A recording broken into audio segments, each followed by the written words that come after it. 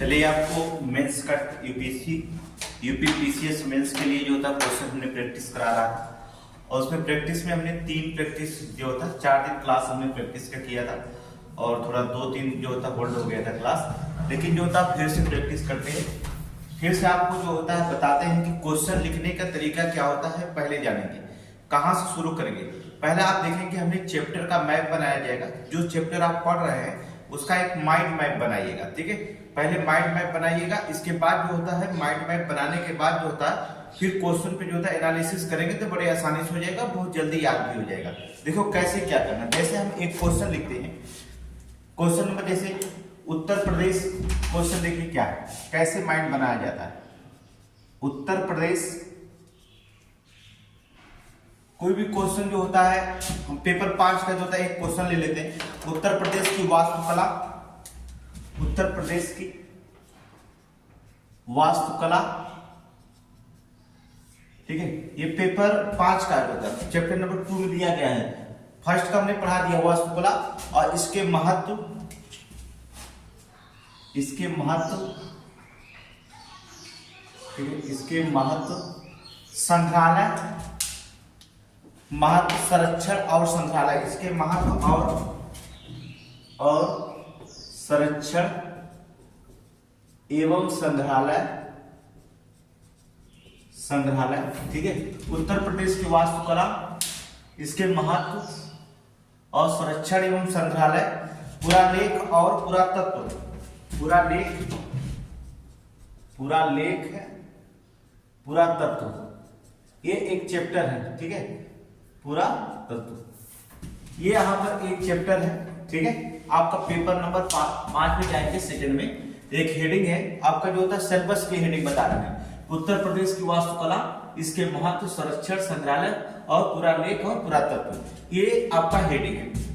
अब इस हेडिंग को जो होता है एक चैप्टर है आपका किताब का। अब आप देखेंगे जब इसको पढ़ना तो पहले हम इसके उत्तर प्रदेश की वास्तुकला, इसके महत्व, संरक्षण, संग्रहालय और पुरालेख और पुरातत्व के बारे में एक माइंड मैप बनाएंगे अपने दिमाग में कि कैसे हम माइंड मैप बनाएं और एक पेज पर जो होता है क्या क्या पढ़ना है, इसमें हम इसके बारे में देखिए माइंड मैप बनाते सिखाते हैं। जैसे हमने कहा उत्तर प्रदेश की वास्तुकला की बात करेगा, हम माइंड मैप बनाते हैं। एक बार हम बना रहे फिर आपको आ जाएगा। उत्तर प्रदेश, उत्तर प्रदेश की वास्तुकला। अब ये वास्तुकला के बारे में हमें पढ़ना है, उत्तर प्रदेश की वास्तुकला के बारे में पढ़ना है, ठीक है। अब इस वास्तुकला में हम आपको बताते हैं, पहले देखेंगे इसमें वास्तुकला में हम क्या पढ़ेंगे। यहां पर देखेंगे पहले हम पढ़ेंगे बौद्ध, देखिए जो भी रहेगा उसको हम पढ़ लेंगे, क्या क्या उसमें पढ़ेंगे हम उसे बताएंगे, ठीक है। पहले हम पढ़ते हैं बौद्ध वास्तुकला, बौद्ध वास्तुकला। अब इस बौद्ध वास्तुकला में क्या पढ़ना है, ठीक है। ये उत्तर प्रदेश की वास्तुकला में बौद्ध वास्तुकला होती है। और क्या पढ़ते हैं, मंदिर वास्तुकला पढ़ते हैं, मंदिर वास्तुकला। आप एक माइंड मैप बनाएंगे, जैसे बना रहे हैं हम वैसे आप बनाएंगे कि मंदिर वास्तुकला पढ़ेंगे, वास्तुकला। इसके बाद जो होता है इंडो इस्लामिक वास्तुकला पढ़ेंगे, इंडो इस्लामिक वास्तुकला पढ़ेंगे, ठीक है। इंडो इस्लामिक वास्तुकला पढ़ेंगे। फिर इसमें और पढ़ देंगे वास्तुकला में क्या पढ़ देंगे, बौद्ध वास्तुकला पढ़ेंगे, मंदिर वास्तुकला पढ़ेंगे और इंडो इस्लामिक वास्तुकला पढ़ेंगे, औपनिवेशिक वास्तुकला पढ़ेंगे, औपनिवेशिक, औपनिवेशिक वास्तुकला, वास्तुकला, ठीक है। अब ये पढ़ेंगे मतलब उत्तर प्रदेश की वास्तुकला में जो होता है क्या क्या पढ़ना होता है। जैसे बौद्ध वास्तुकला पढ़ेंगे, मंदिर का वास्तुकला पढ़ेंगे, इंडो इस्लामिक वास्तुकला करेंगे और औपनिवेशिक वास्तुकला पढ़ेंगे, ठीक है। तो इसमें बौद्ध के इसके महत्व, संरक्षण, संग्रहालय, पुरालेख और पुरातत्व, वहां पर संग्रहालय, पुरालेख, पुरातत्व अलग हो जाता है, लेकिन महत्व और संरक्षण जो होता है ये चारों का मोस्ट इंपॉर्टेंट होता है। अब इसमें हम याद रखेंगे कि माइंड मैप बनाते समय दिमाग में रखेंगे कि बौद्ध वास्तुकला में हम क्या पढ़ सकते हैं। जैसे धम्मेक स्तूप पढ़ेंगे, ठीक है। क्या पढ़ेंगे, धम्मेक स्तूप पढ़ लीजिएगा, ठीक है। धम्मिक स्तूप पढ़ेंगे बौद्ध कला में। धम्मिक स्तूप का मतलब होता है सारनाथ, ठीक है। किसकी चर्चा करेंगे? सारनाथ की। नोट करेंगे, सारनाथ की चर्चा करेंगे बौद्ध वास्तुकला में। और भी हम पढ़ सकते हैं, धर्मराज का स्तूप पढ़ लेंगे। धर्मराज का स्तूप के बारे में चर्चा करेंगे। ये भी जो होता है धर्मराज का स्तूप भी सारनाथ में ही है, ठीक है। धर्मराज का स्तूप भी जो होता है सारनाथ में ही, आप पढ़ लीजिएगा। फिर जो होता है चौखड़ी स्तूप भी पढ़ लीजिएगा बौद्ध धर्म में। चौखड़ी स्तूप पढ़िएगा, ठीक है। ये भी जो होता है सारनाथ में मिल जाएगा आपको। चौखड़ी स्तूप जो होता है वहां सारनाथ में चले जाइए, वहां मिल जाएगा, ठीक है। और एक पढ़ लीजिएगा अशोक स्तंभ, ठीक है। अशोक स्तंभ। अब देखेंगे, अब हमने बताया उत्तर प्रदेश की वास्तुकला, इसके महत्व, संरक्षण, संग्रहालय, पुरालेख, माइंड मैप बनाएंगे सबसे पहले। फिर क्वेश्चन अभी हम बताएं कैसे पूछेगा। पहले माइंड मैप बनाइएगा तुरंत कि हमें क्या पढ़ना, पूरी किताब का सारांश। जैसे 4-5 पेज जो होता है चैप्टर में लिखा रहता है, वो 5-6 पेज का जो होता है हमको एक पेज में या आधा पेज में सबमिट कर देना होगा कि हमें क्या क्या इंपॉर्टेंट होता है पढ़ना होता है। तो यहाँ पर उत्तर प्रदेश की वास्तुकला में जैसे बौद्ध वास्तुकला, मंदिर का वास्तुकला, इंडो इस्लामिक वास्तुकला, औपनिवेशिक वास्तुकला। बौद्ध वास्तुकला में हम धम्मिक स्तूप की चर्चा करेंगे सारनाथ में, धर्मराज का, सारनाथ स्तूप का, ठीक है, चौकड़ी स्तूप और अशोक स्तंभ का। ये चारों का चर्चा, इसकी भूमिका, निष्कर्ष इसी में निकाल करके वास्तुकला में आपका 150 क्वेश्चन, सॉरी 250 125 शब्द, 200 शब्द जो होता है यहाँ से पूरा कर लीजिए। अब हमें बचा कि मंदिर का अगर वास्तुकला पूछता है कि मंदिर वास्तुकला में, तो आप मंदिर वास्तुकला में जैसे दशावतार मंदिर पढ़ लेंगे, ठीक है। यहाँ पर किसके बारे में जानेंगे? दशावतार मंदिर पढ़ेंगे, ठीक है। दशावतार मंदिर पढ़ लीजिएगा। मंदिर वास्तुकला में कहाँ पड़ता है दशावतार मंदिर, तो आप स्थान में लिख लीजिएगा, ठीक है, देवगढ़ में, ठीक है। दशावतार मंदिर पढ़ लेंगे। और भीतरगांव का मंदिर भी इसमें पढ़ लीजिएगा। भीतरगांव का मंदिर जो होता है पूछता है, तो भीतरगांव उत्तर प्रदेश के बारे में पूछ रहा है, तो भीतरगांव के मंदिर के बारे में चर्चा कर लीजिएगा, ठीक है। दशावतार, भीतरगांव मंदिर जो होता है, और राम जन्मभूमि के बारे में जो इंपॉर्टेंट हो जाएगा, राम जन्मभूमि, ठीक है। राम जन्म, ये अयोध्या, ठीक है। कहां पर? अयोध्या, ठीक है। भीतरगांव का मंदिर जो होता है कानपुर, ठीक है, कानपुर। यहां पर देखेंगे, यहाँ पे देखिए भीतरगांव के मंदिर का चर्चा करेगा। अगर मंदिर वास्तुकला की चर्चा पूछता है उत्तर प्रदेश का, तो दशावतार मंदिर का चर्चा करेंगे, इसमें भीतरगांव मंदिर का चर्चा करेंगे, राम जन्मभूमि का मंदिर का चर्चा करेंगे। पहले इसमें भूमिका हमने बताया कि पहले भूमिका, निष्कर्ष, 2 चीजें तो हमेशा लिखना होगा, और बीच में जो होता है इसका करेंगे तो 25 शब्द हो जाएगा, अभी लिखना बता दे रहे हैं, ठीक है। फिर जो होता है इंडो इस्लामिक वास्तुकला में देखेंगे। इंडो इस्लामिक अगर वास्तुकला में, तो इसकी विशेषताएं क्या क्या, इसकी विशेषताएं, ये क्वेश्चन ज्यादा पूछता है कि इंडो इस्लामिक कला की विशेषताएं क्या है, ठीक है। तो इंडो इस्लामिक कला की विशेषताएं के बारे में अगर हम चर्चा करेंगे तो क्या होगा, जैसे हमने कह दिया आपका ताजमहल हो गया, आगरा का किला हो गया, ठीक है। इसमें क्या होगा, इंडो ताजमहल के बारे में पढ़ेंगे। ताजमहल, आगरा का किला, फिर इसके में जो होता है फतेहपुर सीकरी का किला, देखेंगे फतेहपुर सीकरी का किला, इसमें भी वही रखेंगे फतेहपुर सीकरी का, ठीक है। इमामबाड़ा, लखनऊ को लिख लेंगे इमामबाड़ा, ठीक है। फिर जो होता है यहां पर आप जाते हैं ना, क्या बोलते हैं, सलीम चिश्ती का मकबरा, ठीक है। सलीम चिश्ती का मकबरा, इसके बारे में भी चर्चा करेंगे अगर पूछता है इंडो इस्लामिक वास्तुकला, ठीक है। तो सलीम चिश्ती का मकबरा, खुसरोबाग में लिख लीजिएगा, प्रयागराज, ठीक है। सलीम चिश्ती का मकबरा कहाँ है, जो था लखनऊ के पास ले जाए, ठीक है, लखनऊ। सलीम चिश्ती का मकबरा जाएगा तो आप लखनऊ, बड़ा इमामबाड़ा लखनऊ में, सलीम चिश्ती का नहीं, बड़ा इमामबाड़ा, सॉरी, इसके पास जो था बड़ा इमामबाड़ा, छोटा इमामबाड़ा सभी लखनऊ में है, ठीक है। फिर खुसरोबाग चले जाइएगा, प्रयागराज, खुसरोबाग, ठीक है, लिखेंगे खुसरोबाग, ठीक है, प्रयागराज। अब यहां पर देखेंगे क्या, अगर आपको इंडो इस्लामिक वास्तुकला पूछता है, तो इंडो इस्लामिक वास्तुकला में आप किसकी चर्चा करेंगे, ताजमहल के बारे में बताइएगा, ठीक है, इंडो इस्लामिक कला है। आगरा का किला बताएंगे आप, ठीक है, फतेहपुर सीकरी का किला, इमामबाड़ा, और सलीम चिश्ती का मकबरा और खुसरो बाग अर्थात प्रयागराज में। तो यहाँ पर जो होता है ये इसकी चर्चा करेंगे।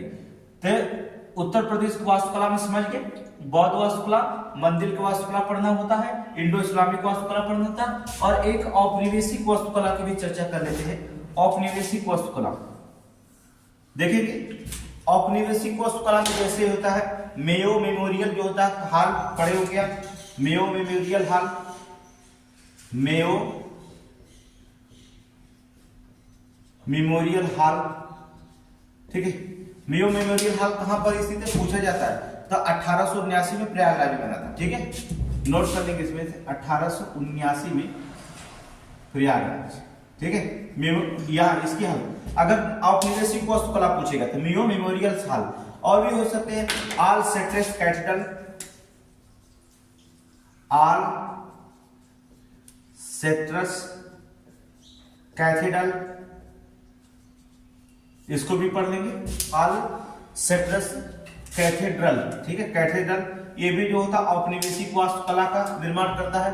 संस्कृति कॉलेज आप चले जाएंगे, संस्कृति कॉलेज वाराणसी, वो भी जो होता है औपनिवेशिक काल का। संस्कृति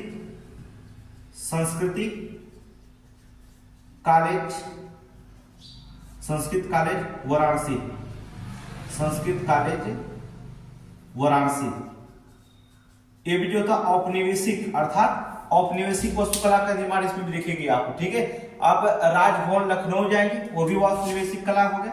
राजभवन लखनऊ, राजभवन लखनऊ, ठीक है।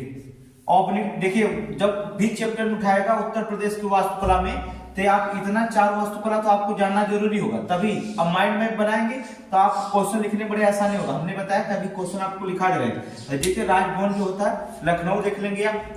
विधान भवन भी जो होता है, विधान भवन औपनिवेशिक कला का, विधान भवन भी, राजभवन और विधान भवन ये भी जो होता है औपनिवेशिक कला का, ठीक है। औपनिवेशिक कला उसमें मिलेंगे विधान भवन में। और बेगम समरू का चर्च देखेंगे, बेगम समरू का चर्च वहां पर भी जो होता है आपको मिल जाएगा।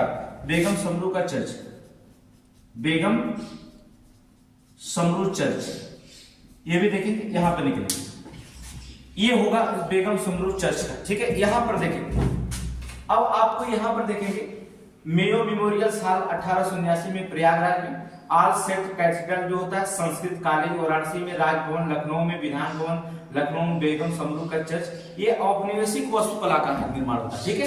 अब आपको पता हो गया कि अगर उत्तर प्रदेश का हेडिंग वास्तुकला है तो वास्तुकला को उत्तर प्रदेश में 4 वास्तुकला तो आप पढ़ना ही पड़ेगा। पहला तो बौद्ध वास्तुकला में धम्मेक स्तूप की चर्चा कर लीजिएगा, धर्मराज का स्तूप, शरणार्थ का, चौखड़ी स्तूप और अशोक स्तंभ का करिएगा, ठीक है।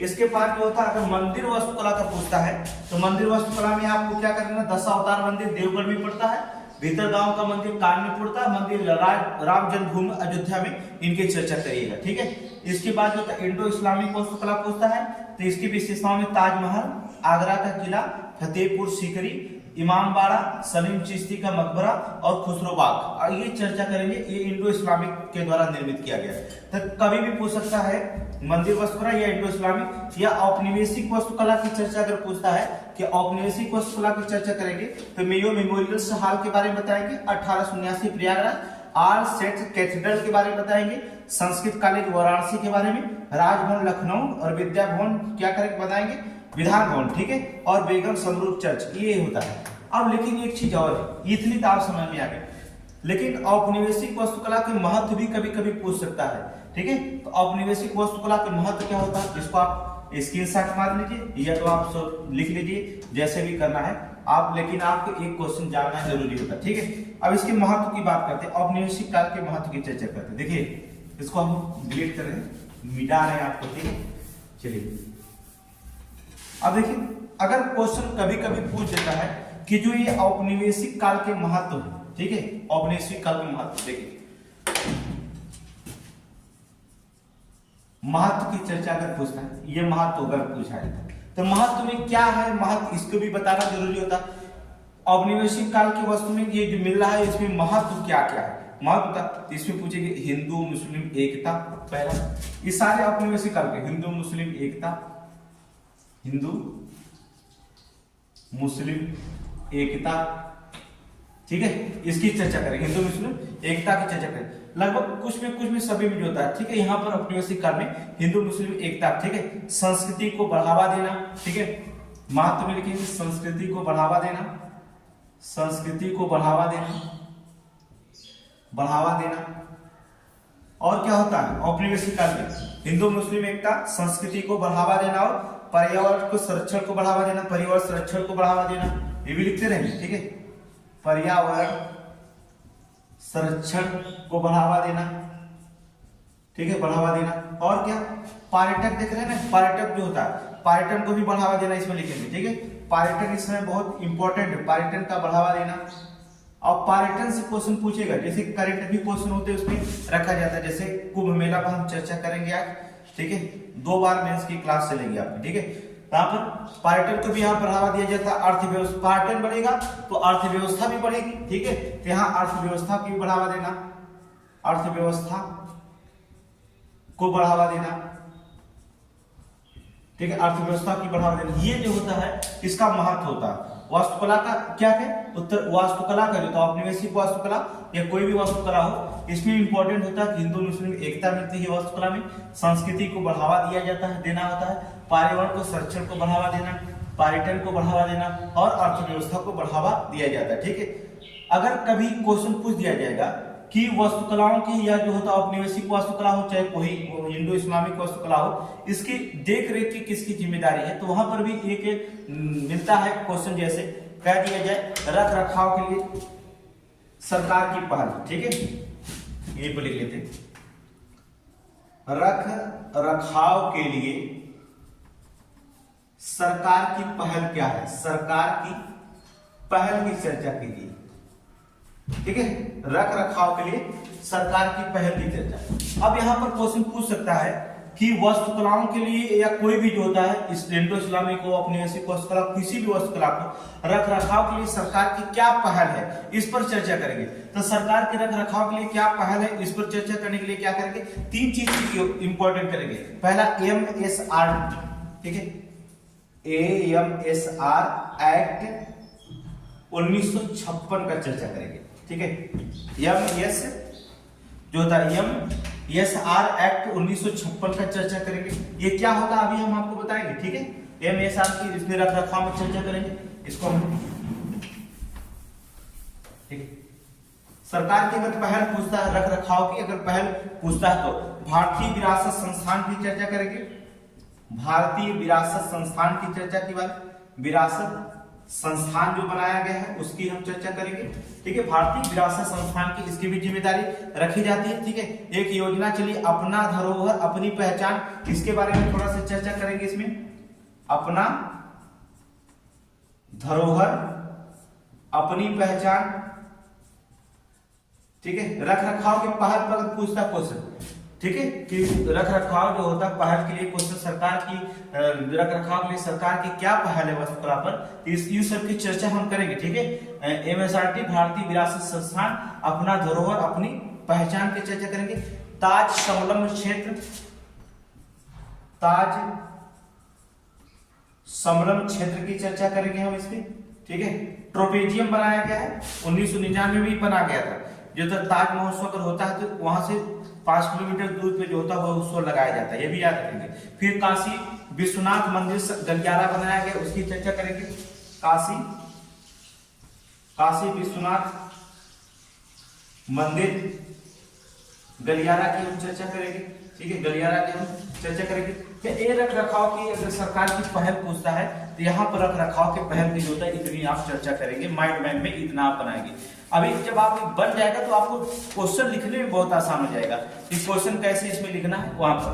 अब यहाँ पर 3 चीजें हो गई, ठीक है, इसकी वास्तुकला के महत्व जान गए और इसके संरक्षण जान गए। ये इतनी हेडिंग जो होता है इतने माइंड मैप में हमने हो गया। अब वास्तुकला कोई भी पूछेगा, सभी तो नहीं पूछेगा, लेकिन सभी पूछेगा तो 2-2 लाइन ऐसे लिख लेंगे तो 125 शब्द हो जाएगा, और अगर थोड़ा थोड़ा बढ़ा कर लिखेंगे तो 200 शब्द हो जाएगा। कहीं से पूछे कोई दिक्कत नहीं होता। तो इतनी चीजें यहाँ पर आप रखे जा सकते हैं। तो यहाँ पर आप रख रखाव इसके महत्व और संरक्षण के बारे में आप जानिए। अब 3 हेडिंग इसमें बनता है, एक कौन सा, संग्रहालय, पुरालेख और पुरातत्व। संग्रहालय, पुरालेख, पुरातत्व में क्या है आपका ये भी देख लीजिए, कैसे इसका माइंड मैप बनाएंगे। चलिए देखिए इसमें, देखिए अगर आप मेंस में अच्छा लाएंगे तो अच्छे पद अपने हिसाब से मिलेंगे, अगर अच्छे नंबर नहीं रहेंगे तो फिर सरकार अपने हिसाब से देगी, चुनेगी। और अच्छे पद में जानते हैं कौन कौन होगा, पावर में आना है तो एटीएम बनिए, ठीक है, आरटीओ बनिए, अच्छे अच्छे पद यही सब है, और इसलिए लिखना बहुत जरूरी होता है। और हमने आपको बता दिया कि 15,000 लड़के आपके साथ एग्जाम देंगे, 15 से 20,000 लड़के एग्जाम दे सकते हैं, लेकिन जो था उसमें से केवल 2,000 बुलाए जाएंगे ना, और 13,000 तो वो भी तो लिखेंगे ही ना। अब लिखने की बहादुरी होगी कि जितना मैटर आप अच्छा डाल दे उसी में 2,000 में से आप छाड़ के आएंगे, ऐसा नहीं कि वो भी नहीं लिखेंगे। अगर प्रीलिम्स क्वालिफाई करेंगे तो मेंस कुछ उसमें 15 से 20,000 में मेंस तो पहले से लिख रहे होंगे, 2,000 लड़के ऐसे होंगे जो पहले से मेंस लिख रहे होंगे, ऐसा नहीं कि अभी प्रीलिम्स के बाद शुरुआत कर ले होंगे, नहीं। वो दो कुछ लड़के तो उसमें ऐसे होंगे 500 लड़के जो 2-4 साल से मेंस को लिख रहे होंगे, ठीक है। तो हमें जो होता है अगर हम अभी से लिखना शुरू करेंगे हमें अच्छे मैटर की आवश्यकता पड़ेगी, ठीक है। एग्जाम को जो होता है हमें एक्सप्रेशन दिखाना होगा कि एग्जाम प्रभावित हो उससे, तो वहां पर अच्छे मैटर की हमें आवश्यकता पड़ेगी, और अच्छे मैटर तभी हम देख पाएंगे जब हम अपना माइंड मैप पे एक अच्छा बना लें, नहीं तो फिर वहां जाने की वही ग्रेजुएशन लेवल वाला लिखना शुरू करेंगे कुछ बच्चे, तो मामला गड़बड़ हो जाएगा, ठीक है। तो आप देखेंगे दूसरी चीज हो जाएगा, पूरा लेख शास्त्र की बात करते हैं, देखेंगे आप जैसे यहाँ पर 3 चीजें हैं, संग्रहालय, पुरालेख, पुरातत्व। तो मैप अगर आपको बनाने की कभी आवश्यकता पड़ी तो आप मैप भी बना सकते हैं, कोई दिक्कत नहीं, ठीक है।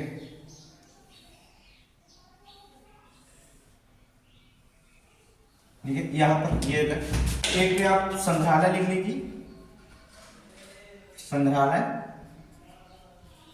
ठीक है, संग्रहालय, ठीक है। इसमें लिखेंगे पूरा लिख लीजिए, एक में पूरा लेख, ठीक है। और दूसरा जो था पुरातत्व, पूरा तत्व। अब देखेंगे, अब यहां पर चर्चा हम क्या करेंगे, 3 चीजों के, पूरा संग्रहालय में क्या लिखना है, पूरा लेख में क्या लिखना है, और पुरातत्व में क्या लिखना है, ये भी अब इंपॉर्टेंट होता है। तो पूरा लेख में आप क्या करेंगे, पूरा लेख में लिखेंगे हिंदी और संस्कृति पांडुलिपि मिलती है, पूरा लेख में लिखेंगे हिंदी, संस्कृति, पांडुलिपि की चर्चा करेंगे हम पूरा लेख में, पांडुलिपि, ठीक है।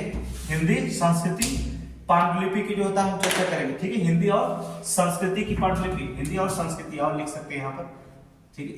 हिंदी और संस्कृति की पांडुलिपि की चर्चा करेंगे, किसमें, पूरा लेख में जो होता है। फिर उर्दू पांडुलिपि में जो होता है चर्चा करेंगे, उर्दू पांडुलिपि की चर्चा करेंगे हम पूरा लेख शास्त्र में। अगर पूछता है पूरा लेख तो उर्दू पांडुलिपि की चर्चा करेंगे, फिर फारसी पांडुलिपि जरूर चर्चा करिएगा, ठीक है। फिर फारसी पांडुलिपि, ठीक है, फारसी पांडुलिपि की जो होता है चर्चा करेंगे। ये 3 चर्चा करेंगे, हिंदी, संस्कृति जो होता है इसमें लिखेंगे हिंदी और संस्कृति का पांडुलिपि का, उर्दू पांडुलिपि और फारसी पांडुलिपि का। अगर यहीं पर जो होता है, अगर पूरा लेख शास्त्र की बात करता है, पुरातत्व की बात करता है, तो पुरातत्व में जो होता है कई लेखों को हम चर्चा करेंगे, जैसे अहिच्छत्र का पुरातत्व लिख सकते हैं, ठीक है, अहिच्छत्र का पुरातत्व, ठीक है, लिखेंगे आप अहिच्छत्र का पुरातत्व, ठीक है। अहिच्छत्र का पुरातत्व की चर्चा करेंगे बरेली में, ठीक, कहां मिलता है, बरेली में, पुरातत्व की बात करेंगे, ठीक है, बरेली में, ठीक है। इसके बाद जो होता है क्षेत्र के बाद जो होता है पुरातत्व में आप लिख सकते हैं हस्तिनापुर का पुरातत्व, लिख लीजिए हस्तिनापुर का पुरातत्व, हस्तिनापुर का पुरातत्व की चर्चा करेंगे, ठीक है। हस्तिनापुर पता है, बताने की जरूरत नहीं, मेरठ में पड़ता है, ठीक है। हस्तिनापुर कहां पर, मेरठ में, हस्तिनापुर मेरठ वाले क्षेत्र में हस्तिनापुर। इसके बाद जो होता है आप कन्नौज का पुरातत्व लिख लेंगे, कन्नौज का पुरातत्व की चर्चा करेंगे, ठीक है। कन्नौज जो होता है जानते हैं, कन्नौज का पुरातत्व में जो होता है फर्रुखाबाद की चर्चा करेंगे, ठीक है। कन्नौज की जो होता है पुरातत्व में फर्रुखाबाद, ठीक है, फर्रुखाबाद। कन्नौज का। और पुरातत्व में इस क्षेत्र का हो गया हस्तिनापुर हो गया, कन्नौज का हो गया, मथुरा का पुरातत्व, मथुरा का पुरातत्व की चर्चा करेंगे, मथुरा का पुरातत्व। फिर इसके बाद मथुरा के पुरातत्व की चर्चा करने के बाद चले जाइएगा सारनाथ का करिएगा, सारनाथ का पुरातत्व, ठीक है, सारनाथ, सारनाथ का पुरातत्व की चर्चा करेंगे हम। सारनाथ का बताना नहीं पड़ेगा, वाराणसी, उत्तर प्रदेश में आप एसडीएम बनने जा रहे हैं, हमें ना बताना पड़ेगा सारनाथ, ठीक है। श्रावस्ती का पुरातत्व, श्रावस्ती, श्रावस्ती का पुरातत्व, ठीक है, श्रावस्ती का, श्रावस्ती का अर्थात श्रावस्ती पुरातत्व अगर चर्चा आप करेंगे तो आप कहां की चर्चा करेंगे, गोंडा और बहराइच, ठीक है, कहां पर, गोंडा बहराइच की, ठीक है। आप देखिए क्या हुआ, अगर आपको पुरालेख की बात करता है हिंदू और संस्कृति पांडुलिपि की चर्चा करिएगा, उर्दू पांडुलिपि की चर्चा करिएगा, और पुरालेख में फारसी पांडुलिपि का। पुरातत्व की चर्चा करता है, पुरातत्व से क्वेश्चन पूछता है तो क्षेत्र का पुरातत्व बरेली से, हस्तिनापुर का पुरातत्व मेरठ से, कन्नौज का पुरातत्व फर्रुखाबाद से, मथुरा का पुरातत्व मथुरा से जानते ही हैं, सारनाथ का पुरातत्व वाराणसी जानते हैं, और श्रावस्ती का पुरातत्व गोंडा और बहराइच से चर्चा करेंगे। अब आप बात करते हैं संग्रहालय कहाँ कहाँ बनाए गए हैं। उत्तर प्रदेश में जो होता है संग्रहालय कहाँ कहाँ मौजूद है, तो संग्रहालय की चर्चा करेंगे। इलाहाबाद संग्रहालय पहला संग्रहालय जो होता है इलाहाबाद संग्रहालय, इलाहाबाद संग्रहालय 1931 में, अगर सन लिखते हैं तो बहुत बेटर हो जाएगा, ठीक है, कि 1931 में जो था। फिर विधि संग्रहालय और अभिलेखागार, फिर इसके बाद किसकी चर्चा करेंगे, विधि संग्रहालय एवं अभिलेखागार, अभिलेखागार, ठीक है, विधि संग्रहालय और अभिलेखागार चर्चा, ये भी इलाहाबाद में ही चर्चा करेंगे, ठीक है, कहां पर, इलाहाबाद में, इलाहाबाद। अब इलाहाबाद का नाम प्रयागराज है तो उस पर प्रयागराज लिख सकते हैं, नहीं इलाहाबाद ही लिखिएगा। इसके बाद राज्य संग्रहालय की चर्चा करेंगे, राज्य संग्रहालय, राज्य संग्रहालय कहां है, लखनऊ, नोट करेंगे लखनऊ, ठीक है, यहां इसकी चर्चा करें, समझ जाइएगा लखनऊ, ठीक है।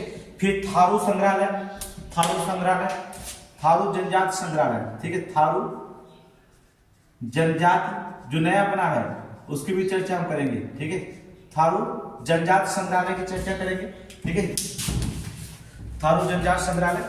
फिर राजकीय बौद्ध संग्रहालय, राजकीय बौद्ध संग्रहालय, राजकीय बौद्ध संग्रहालय की चर्चा करेंगे। राजकीय बौद्ध संग्रहालय कहां पर, ये भी लिख लीजिएगा, गोरखपुर, ठीक है, कहां पर, गोरखपुर, नोट करेंगे। राजकीय बौद्ध संग्रहालय की चर्चा करेंगे, गोरखपुर भी होता है। फिर इसके बाद झांसी संग्रहालय, झांसी संग्रहालय, ठीक है, झांसी संग्रहालय की चर्चा करेंगे।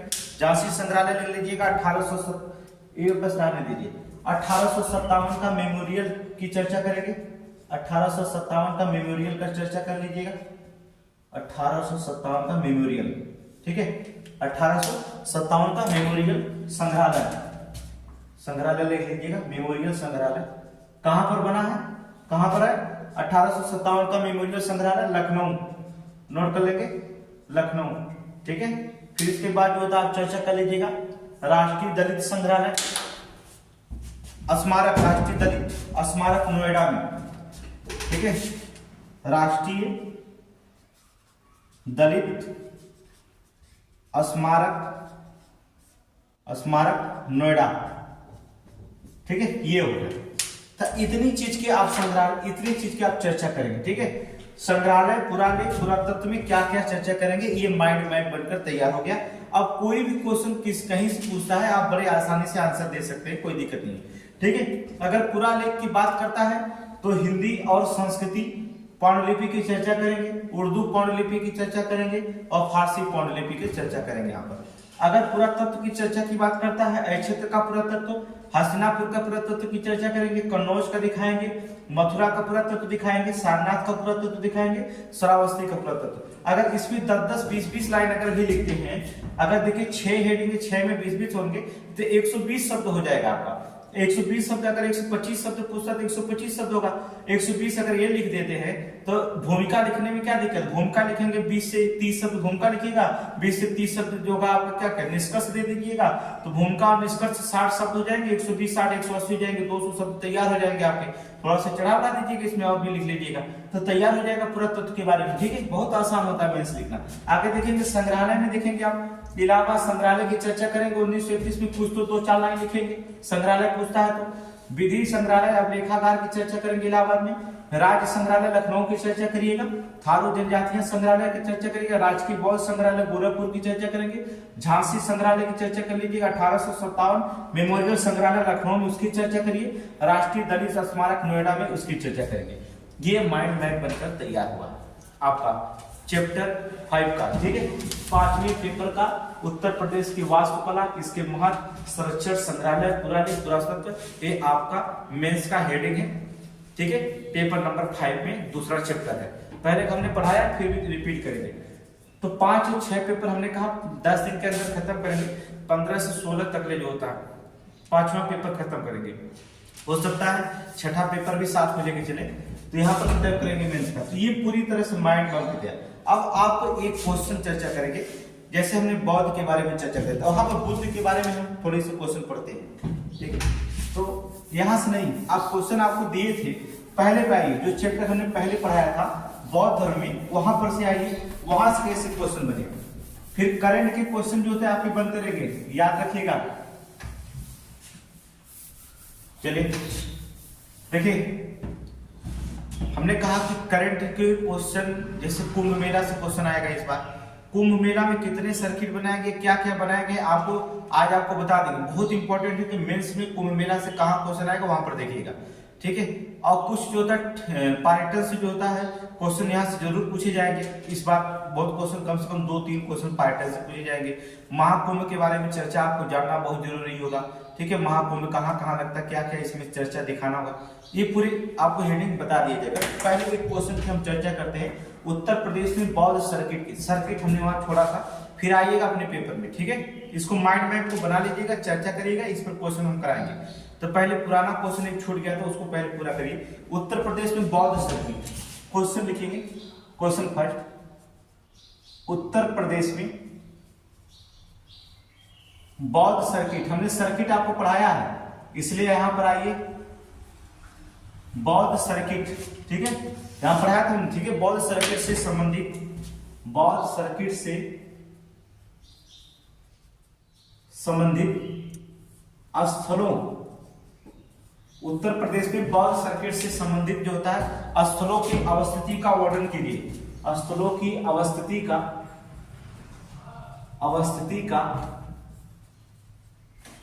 वर्णन कीजिए। ठीक है, उत्तर प्रदेश में बौद्ध सर्किट से संबंधित स्थलों का अवस्थिति का वर्णन कीजिए। ये 125 शब्द में लिखना है। ठीक है, क्या 125 शब्द में, 200 रहेगा तभी लिख जाएगा, कोई दिक्कत नहीं है। और भी हम बढ़ा के लिखेंगे और भी चर्चा करेंगे।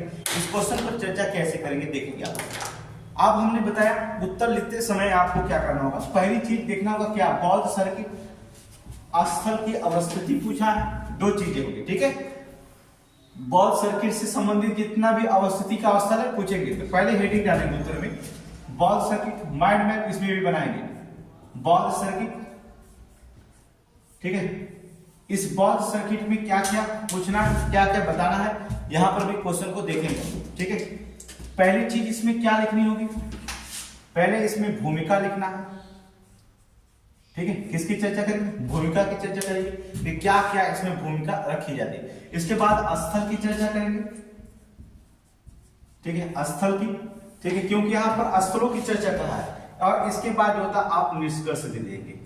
3 हेडिंग आपको लिखना है।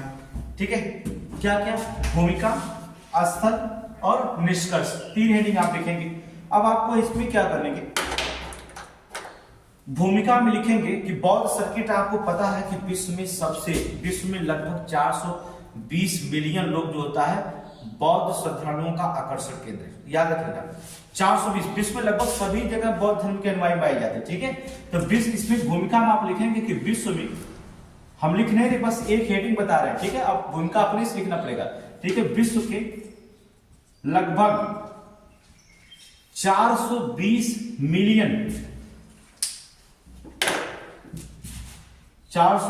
मिलियन बौद्ध, ठीक है, बौद्ध श्रद्धालुओं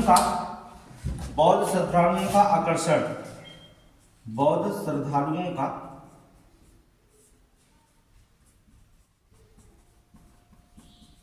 आकर्षण। ठीक है, यहां पर लिखेंगे, अर्थात लिखेंगे विश्व में लगभग 420 मिलियन बौद्ध श्रद्धालुओं का आकर्षण। मतलब कि अगर हम बौद्ध सर्किट बनाएं अपने यहाँ पर्यटक क्षेत्र में उत्तर प्रदेश में, तो विश्व में सभी जगह के लोग बौद्ध धर्म के लगभग अनुयायी पाए जाते हैं। तो यहाँ पर जो होता है 420 मिलियन के अनुमान लगाया गया कि 420 मिलियन लोग जो होता है बौद्ध धर्म के लोग यहाँ पर आ सकते हैं। मतलब इतने लोग श्रद्धालु है तो कुछ आएंगे पर्यटन में, इसलिए बौद्ध धर्म के अनुयायी सबसे ज्यादा, इसलिए बौद्ध सर्किट को हमें बना करके सबको एक साथ क्या करना होगा, जोड़ना पड़ेगा। तो यहाँ पर स्थलों की अगर चर्चा करेंगे तो हमने स्थल में क्या क्या रखा, जैसे हमने कह दिया स्थल में जोड़ना है आपको, तो कपिल वस्तु लिख लेंगे। कौन सा होगा, कपिल वस्तु। ठीक है, यहाँ पर कपिल वस्तु की चर्चा करेंगे। कपिल वस्तु के बाद होता है दूसरी जो चर्चा करेंगे कौशाम्बी का चर्चा कर लीजिएगा। किसकी चर्चा करेंगे, कौशाम्बी के बारे में जान लीजिएगा। ठीक है, कपिल वस्तु जो बौद्ध धर्म से जुड़े हुए संबंधित तथ्य सबके बारे में बताएंगे। ठीक है, कपिल वस्तु है, इसके लिखेंगे, कौशाम्बी है, फिर इसके बाद उपदेश सर्वाधिक, बौद्ध धर्म ने उपदेश प्रथम कहाँ दिया था, सारनाथ लिखेंगे आप। ठीक है, सारनाथ की चर्चा कर लेंगे हम, सारनाथ। इसके बाद चौथा संकिसा की भी चर्चा करेंगे हम लोग। ठीक है, संकिसा की चर्चा करेंगे। फिर स्थलों के बारे में बताना है संकिसा का। फिर सबसे ज्यादा सर्वाधिक उपदेश कहां पर दिए थे और सर्वाधिक समय भी अगर पूछा जाता तो श्रावस्ती की आप चर्चा कर लीजिएगा। ठीक है, श्रावस्ती। ठीक है, और छठा जो स्थान चर्चा आप कर लीजिएगा कुशीनगर, जहां बौद्ध स्तूप है, अर्थात कुशीनगर में जहां महापरिनिर्वाण की प्राप्ति हुई थी, कुशीनगर। ठीक है, यहां पर आप देखेंगे इन स्थलों की चर्चा आप करेंगे। अगर इसमें 20 शब्द अगर जानते रहेंगे और ना जानते रहेंगे तो इतना तो जरूर है कि उत्तर प्रदेश में पैदा हुए अगर होंगे तो आप इतना जानते हैं कि श्रावस्ती के बारे में क्या ऐसे क्या है, बौद्ध धर्म ने क्या क्या उपदेश दिया है। प्रीलिम्स भी तैयारी करते होंगे तभी सारनाथ, श्रावस्ती, कपिलवस्तु के बारे में 10 शब्द तो लिखाया गया होगा। ठीक है, ठीक है, कुशीनगर के बारे में बताया होगा, संकिता, कौशाम्बी के बारे में बताया गया होगा। अगर मेंस नहीं भी लिख रहे होंगे तो प्रीलिम्स का फैक्ट अगर 10 क्वेश्चन डालेंगे तभी आपका 125 शब्द तैयार हो जाएगा। निष्कर्ष में आप लिखेंगे कि आधारभूत संरचना का निर्माण करना आवश्यक है। निष्कर्ष में लिखेंगे आधारभूत संरचना का निर्माण, आधारभूत संरचना का निर्माण। ठीक है, यहां पर दिखाएंगे आधारभूत संरचना का निर्माण। अब आपका क्वेश्चन बड़े आसानी से 125 शब्द लिखेंगे। देखिए, उत्तर प्रदेश में बौद्ध सर्किट से संबंधित स्थलों की अवस्थिति का वर्णन कीजिए। आप निष्कर्ष बौद्ध सर्किट में लिखेंगे, अर्थात भूमिका में आप लिखेंगे क्या, अर्थात क्या लिखेंगे, भूमिका। अभी 10 मिनट और समय हमारे पास है, फिर इसके बाद हमारा क्लास लग जाएगा, इसलिए थोड़ा स्पीड में चलेंगे। ठीक है, यहाँ पर देखिए भूमिका में विश्व के लगभग 420 मिलियन लोग जो था श्रद्धालुओं का ये आकर्षण बनाया जा सकता है बौद्ध सर्किट निर्माण करके। और बौद्ध सर्किट के स्थल कहाँ से जुड़े हुए हैं बौद्ध धर्म से, कपिल वस्तु में, कौशाम्बी भी चर्चा करेगा, सारनाथ का, संकिसा का, श्रावस्ती का और कुशीनगर का। ठीक है, याद रखिएगा एसडीएम बनने के बाद आप ही की जिम्मेदारी होगी सर्किट को देखना, ये भी जानते हैं। और इस सर्किट का निर्माण कैसे करना आप ही की जिम्मेदारी, इसलिए पहले से ही जान लीजिए कहाँ सर्किट है। अब पता ना चला कि बौद्ध सर्किट कहाँ जोड़ना है तो कैसे, अब हमें रट कर तो जाना नहीं होगा, माइंड कंसेप्ट क्लियर करके जाना होगा, तभी तो आप एसडीएम बन पाएंगे। ठीक है, तो यहाँ पर भी निष्कर्ष में आधारभूत संरचना का निर्माण कर दिया जाएगा। ठीक है, आधारभूत संरचना का निर्माण। अब आप देखेंगे, अब भूमिका में आपको लिखना क्या होगा, ये पूरी भूमिका में देखेंगे। चलिए देखिए, ये भूमिका कैसे बनानी होगी, यहाँ पर देखेंगे तो आप भूमिका कैसे बनाएंगे। जैसे इसमें लिखेंगे दुनिया में बौद्ध धर्म से संबंधित लगभग 420 मिलियन, हमने लिखा ना दुनिया में लगभग, विश्व में मतलब दुनिया में लगभग जो था बौद्ध धर्म से संबंधित लगभग 420 मिलियन लोग जो था श्रद्धालु हैं, जिनके द्वारा बौद्ध पर्यटन को बढ़ावा देना जो होता है, बढ़ावा दिया जा सकता है, ठीक है। क्योंकि उत्तर प्रदेश संबंधित जो होता है ऐतिहासिक बौद्ध धर्म के स्थलों से जुड़ा हुआ है, इसलिए इसका महत्व भी अधिक हो जाता है। इसी को ध्यान में रखते हुए सरकार ने होता बौद्ध परिपथ के विकास किया जा रहा है, ठीक है। इसी को ध्यान में रखते हुए उत्तर प्रदेश सरकार की तरफ विकास का कार्य किया जा रहा है। सीधे सीधे लिखेंगे, ये तो सिंपल है। 40 शब्द 30 शब्द तो ऐसे बोल दिए कि क्या करेंगे, दुनिया में बौद्ध धर्म से संबंधित लगभग 450 मिलियन लोग हैं, इसलिए जिनके बौद्ध धर्म से संबंधित लोगों को पर्यटन को बढ़ावा देने के लिए जो बढ़ावा दिया जा सकता है, इसलिए उत्तर प्रदेश सरकार ने संबंधित जितना भी बौद्ध धर्म से ऐतिहासिक स्थल है उन्हें जो होता है इनके महत्व को समझ करके जो होता है इसी को जो होता ध्यान में रखते सरकार जो होता बौद्ध परिपथ का जो होता निर्माण कर रही है, अर्थात विकास तेजी से कर रही है, ठीक है। इतनी भूमिका में आप केवल लिख देंगे, 40 से 30 शब्द की भूमिका अगर लिख दिए तो आपका हो जाएगा। फिर इसमें क्या करना होगा, फिर आपको बौद्ध सर्किट में कपिलवस्तु की बात करेंगे। तो कपिलवस्तु से होता है बौद्ध धर्म से कैसे जुड़ा है। कपिलवस्तु आपको बचपन में ही पढ़ाया गया कि यह सिद्धार्थनगर जिले में स्थित है। मैप बनाएंगे, याद रखिएगा, यहाँ पर उत्तर प्रदेश का जो होता है याद रखिएगा। देखिए हमने भैया देखो मैप हमें नहीं बनाने आता, हमने आपको बार बार कहा है कि मैप हमें बनाने नहीं आता, लेकिन आप मैप बनाना सीख लीजिएगा। अब हमें उत्तर प्रदेश का मैप, ठीक है, मैप नहीं आती है, हम मेंस भी लिखे थे तो मैप नहीं बना पाए थे, तो इसी तरह से हम खींचकर मैप बना देंगे। ऐसे बना देंगे तभी नंबर तक मिल जाएगा, कोई दिक्कत नहीं। लेकिन आप बनाना सीख जाएंगे तो एग्जामिनर और भी प्रभावित होगा। तो मैप बना करके इनको दर्शाएंगे, मैप बनाएंगे, इस मैप में इनको दर्शाएंगे तो 1 नंबर यहाँ से ले लेंगे आप।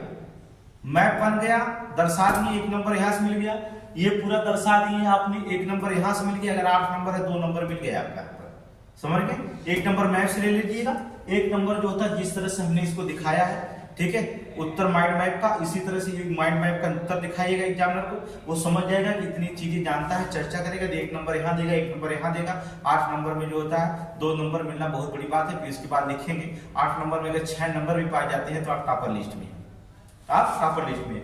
तो कपिलवस्तु की चर्चा करेंगे इसमें। कहां पर कपिलवस्तु, सिद्धार्थनगर दिखाएंगे, सिद्धार्थनगर जिले में पिपरावा में स्थित है, ठीक है। कपिलवस्तु कहां है, सिद्धार्थनगर जिले में पिपरावा में स्थित है, जहां राजकुमार सिद्धार्थ की बाल्यावस्था व्यतीत हुई थी। बस इतना ही लिखेंगे, बस ज्यादा नहीं लिखना है, 125 शब्द, ठीक है। सिद्धार्थनगर कपिलवस्तु जो होता है लिखेंगे, कपिलवस्तु जो होता है सिद्धार्थनगर जिले में पिपरावा में, अर्थात पिपरावा गांव है, पिपरावा में स्थित है, जहां पर जो होता है राजकुमार सिद्धार्थ का बाल्यावस्था व्यतीत हुआ था। बस इतना, राजकुमार बाल्यावस्था क्या हुआ था, व्यतीत हुआ। बस 20 लाइन हो गया, आपको 20 शब्द हो गया, ठीक है। 10 शब्द या 15 शब्द लिखिएगा। फिर कौशाम्बी में आ जाएगा। कौशाम्बी कहां, प्रयागराज, इलाहाबाद, देख रहे हैं, प्रयागराज से 60 किलोमीटर दूर कौशाम्बी आपको निकलेगी, जहां कई धर्मों उपदेश दिए गए थे। बुद्ध काल में उच्च शिक्षा का प्रमुख केंद्र वहां पर था। बौद्ध धर्म का कौशाम्बी में क्या था, बौद्ध शिक्षा। बुद्ध काल में जो होता है, बुद्ध काल में यह उस उच्च शिक्षा का जो होता है धर्मोपदेश यहाँ पर दिए थे बौद्ध ने, ठीक है। बौद्ध काल में उच्च शिक्षा का यह धार्मिक प्रमुख केंद्र था, जहां समृद्धि व्यापार नगर भी था, ये समृद्ध व्यापार नगर भी था, ठीक है। यहाँ पर इसके बारे में लिखेंगे, कौशाम्बी के बारे में, ठीक है। कौशाम्बी के बारे में आप जान के क्या लिखना है, ठीक है। बौद्ध अर्थात बुद्ध के शिक्षा के जो होता है, बुद्ध का शिक्षा का केंद्र था, जहां पर लिखेंगे प्रयागराज से 60 किलोमीटर दूर, ठीक है, दूर, जहां कई धर्म उपदेश दिए गए थे, किसके द्वारा, बौद्ध जी के द्वारा, ठीक है, दिए गए थे। फिर लिखेंगे बुद्ध काल में उच्च शिक्षा का एक प्रमुख केंद्र था, ठीक है, जो कि एक समृद्धि व्यापार नगर भी था, जो कि क्या था, समृद्धि व्यापार नगर भी था। बस आपका एक कंप्लीट हो गया, ठीक है। यहाँ पर फिर इसके बाद सारनाथ के बारे में जाएंगे।